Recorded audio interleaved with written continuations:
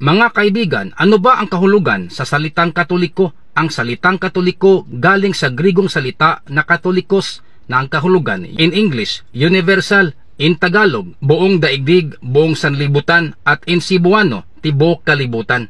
Mga kaibigan, ang salitang ito, ikumpara natin kung ano ang sinasabi ng dyablo sa tuwing tinutukso niya ang ating Panginoong Hesukristo na mababasa sa Mateo Kapitulo 4, versikulo 8 hanggang 9. Ito po ang sinasabi ng dyablo.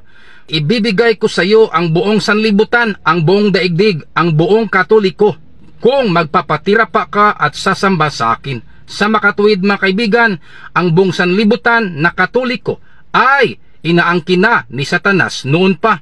Yan ang isa sa dahilan kung bakit si Kristo ay nag-uutos sa kanyang disipulo na ipapahayag ang kanyang ebanghelyo sa buong mundo, sa buong Katoliko, para maligtas, para mapatawad at maligtas at makaangkin ng buhay na walang hanggan sa pamamagitan ng kanyang salita at pananampalataya sa Kanya.